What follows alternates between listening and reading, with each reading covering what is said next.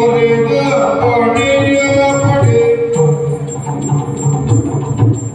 ಇದ ಅಶ್ವಪತಿಗೆ ನೀ ಒರೆದ ಪಡೆಯ ಪಡೆ ನೀ ಒರೆದ ಪಡೆಯ ಪಡೆ ಭಗವಂತ ಕೈ ಬಿಡಿಯೇ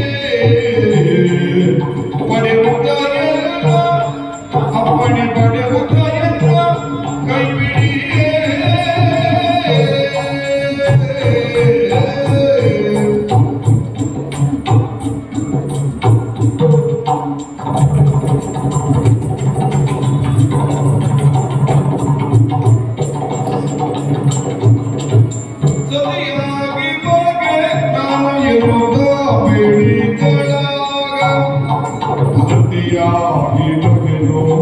ಸತಿಯಾಗಿ ಬಗೆನ ಎದುತ ಬೇಡಿದಳಾಗ ಪತಿನಾಚಿ ಅಂಬುಜಾಕ್ಷಿಯೇ ಆಗ ಪತಿನಾಚಿ ಅಂಬುಜಾಕ್ಷಿ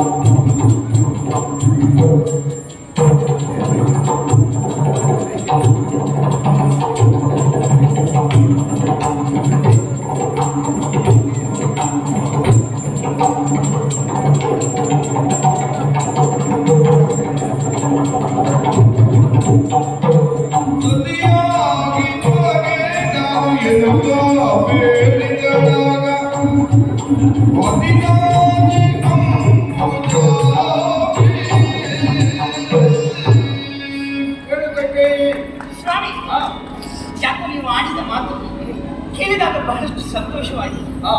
ಕೆಲವರು ಈ ಪ್ರಪಂಚದಲ್ಲಿ ನಾನು ಸಾಧಿಸುವುದಕ್ಕೆ ಅವಕಾಶಕ್ಕಾಗಿ ಕಾಯ್ತಾ ಇದ್ದೇನೆ. ಆದ್ರೆ ಏನು ಮಾಡೋಣ? ಆದವರಿಗೆಲ್ಲ ಅವಕಾಶ ಸಿಗ್ತದಂತ ಹೇಳೋದಕ್ಕಿಲ್ಲ. ಆದ್ರೆ ನನಗೆ ಅವಕಾಶ ಸಿಕ್ಕಿದವರೆಲ್ಲ ಸಾಧನೆ ಮಾಡ್ತಾರೆ ಅಂತ ಹೇಳೋದಕ್ಕಿಲ್ಲ. ಖಂಡಿತವಾಗಿ ಅದರಲ್ಲಿಯೂ ಈ ವನ ಪ್ರದೇಶದಲ್ಲಿ ಚಕ್ರವರ್ತಿಗಳನ್ನು ಕಂಡು ಸಂತೋಷವಾಯಿತು. ನೀವಾಗಿ ನನ್ನ ಸೌಂದರ್ಯವನ್ನು ಹೊಗಳಿ ಮದುವೆ ಆಗುವುದಕ್ಕೆ ನಿಮ್ಮ ಅಭಿಮತವೇನು ಅಂತ ಕೇಳಿದ್ರಿ. ಯಾವ ಹೆಣ್ಣಿಗುಂಟು ಸ್ವಾಮಿ ನಿಮ್ಮ ಭಾಗ್ಯ ಸೌಭಾಗ್ಯ. ಅದರಲ್ಲಿ ಚಕ್ರವರ್ತಿಯನ್ನು ಮದುವೆ ಆಗುವಂತಹ ಯೋಗ ನಿಜವಾಗಿಯೂ ಆ ಬ್ರಹ್ಮ ನನ್ನ ಹಣೆಯಲ್ಲಿ ಬರೆದಿರಿಸಬೇಕು. ಚಕ್ರವರ್ತಿನೇ ಮದುವೆ ಆಗುವುದು ಅದಲ್ಲ ಸ್ವಾಮಿ. ನಾವು ಸಖ್ಯರೆಲ್ಲ ಒಟ್ಟಾಗಿ ದಿನನಿತ್ಯವೂ ನನಗೆ ಆಗಾಗ ಅವರು ಚುಟ್ಟು ಮಾತಿನಿಂದ ಹೇಳ್ತಾ ಇರೋದು ನೋಡು, ನೀನು ಸಾಮ್ರಾಜ್ಞಿ ಆಗ್ತಿ ಅಂತ ಹೇಳುವುದು. ಹೀಗೆ ಹೇಳ್ತಾ ಇದ್ದದ್ದು. ಕೆಲವು ಸಂದರ್ಭದಲ್ಲಿ ಕೆಲವರ ಹಾರೈಕೆ ಅಂತ ಇರ್ತದೆ. ಆ ಸಂದರ್ಭದಲ್ಲಿ ದೇವರು ಅಸ್ತು ಅಂತ ಹೇಳಿದಾಗ ಆಗುದು. ಹೌದೌದು. ಹೀಗೆ ಅದು ಸಖ್ಯರಾಡಿದ ಮಾತು ನನ್ನ ಬದುಕಿನಲ್ಲಿ ಸತ್ಯವಾಗುವ ಕಾಲ ಬಂತಲ್ಲ ಅಂತ. ಹಾಗಾಗಿ ನಾನು ಮದುವೆ ಆಗುವುದಕ್ಕೆ ಸರ್ವದಾ ಸಿದ್ಧನೇ ಇದ್ದೇನೆ. ಅದೇನು ತೊಂದರೆ ಉಂಟಾ? ಆತಂಕ ಉಂಟಾ? ಆತಂಕ ಅಂತರಾಯ ಉಂಟಾ? ಸ್ವಾಮಿ, ಹೆಣ್ಣು ಹೇಗೆ ಪ್ರಾಯ ಪ್ರಬುದ್ಧರಾಗಿಯೇ ಬೆಳೆದಿರಲಿ, ಆದ್ರೆ ನಾವು ಅತಿಕ್ರಮಿಸಿ ವ್ಯವಹರಿಸುವಂತಿಲ್ಲ. ಒಂದು ವ್ಯಾಪ್ತಿ ಅಂತುಂಟು. ಹೌದಾ? ದೊಡ್ಡ ಮಕ್ಕಳಿಗಿಲ್ಲ ಅಂತಲ್ಲ, ಅವರವರಾದ ಒಂದು ವ್ಯಾಪ್ತಿ ಅಂತ ಇರ್ತದೆ. ಆ ವ್ಯಾಪ್ತಿಯಲ್ಲೇ ವ್ಯವಹರಿಸಬೇಕಾಗ್ತದೆ.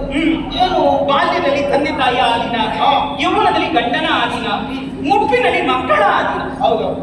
ಈಗ ನಾನು ತಂದೆ ತಾಯಿಯ ಆಧೀನದಲ್ಲಿದ್ದವರು. ಮದುವೆ ಆಗುವವರೆಗೆ ತಂದೆ ತಾಯಿಯ ಆಧೀನದಲ್ಲಿ ಇರಬೇಕು. ಹೌದಾ? ಹಾಗಿದ್ದ ಮೇಲೆ ನಾನೀಗ ಒಪ್ಪಿಗೆಯನ್ನು ಸೂಚಿಸಬಲ್ಲೆ. ನನ್ನ ತಂದೆ ಹತ್ರ ನೀವೇ ಕೇಳಬೇಕಷ್ಟೇ. ಅಪ್ಪ ಒಪ್ಪಿದ್ರೆ ನಿನ್ನ ಒಪ್ಪಿಗೆ ಉಂಟಂತಾಯ್ತು. ಖಂಡಿತವಾಗಿ ಮೊದಲು ಹೆಣ್ಣಿನ ಒಪ್ಪಿಗೆ ಬೇಕು. ಆಮೇಲೆ ನಿನ್ನ ಅಪ್ಪನ ಒಪ್ಪಿಸುವುದಲ್ವಾ ನಾನಿದ್ದೇನೆ. ಆ ಕೆಲಸ ನಿಮಗೆ. ಹೌದಾ? ಅಪ್ಪನ ಆಫೀಸ್ ಕೆಲಸ ನಿಮಗೆ. ಏನು ಯೋಚನೆ ಮಾಡೋದು ಬೇಡ. ಮತ್ತೆ ನನ್ನ ನಿನ್ನ ಭೇಟಿ ಮದುವೆ ಮಂಟಪದಲ್ಲಿ ಆ ಸಿದ್ಧತೆಯಲ್ಲಿ ಇದ್ರೆ ಸಾಕು. ನಾನು ವ್ಯವಸ್ಥೆ ಮಾಡಬೇಕು. ಖಂಡಿತವಾಗಿ. ಹೌದಾ? ಆಯ್ತು.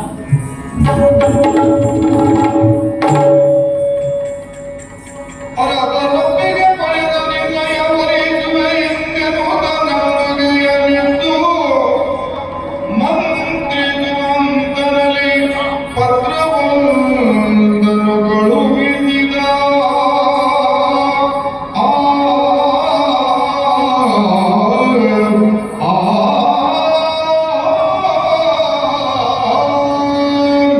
ಮನುಷ್ಯನ ಬದುಕಿನಲ್ಲಿ ಆಗಾಗ ಆಗಾಗ ಎಂತಹ ಬದಲಾವಣೆಗಳಾಗುತ್ತವೆ ನೋಡಿ. ಆಗ ಒಂದು ಮಾತು ನಾನು ಅರಿವಿಲ್ಲದೆ ಹೇಳಿದ್ದೆ, ಕೊಡುವ ದೇವ ಬಡವನಾಗಲಾರ ಎನ್ನುವ ಹಾಗೆ. ಹೌದು ಅಂತ ನನಗೆ ಅನ್ನಿಸ್ತದೆ. ಈ ವನವಿಹಾರಕ್ಕೆ ಬಂದೆ, ಬಂದಂತ ಹೊತ್ತಿಗೆ ಹೆಣ್ಣೋರ್ಗಳೆಲ್ಲ ಕಂಡೆ, ಆಕರ್ಷಿತರಾದೆ, ಪರಿಚಯ ಕೇಳೋದಕ್ಕೆ ಮುಂದಾದೆ.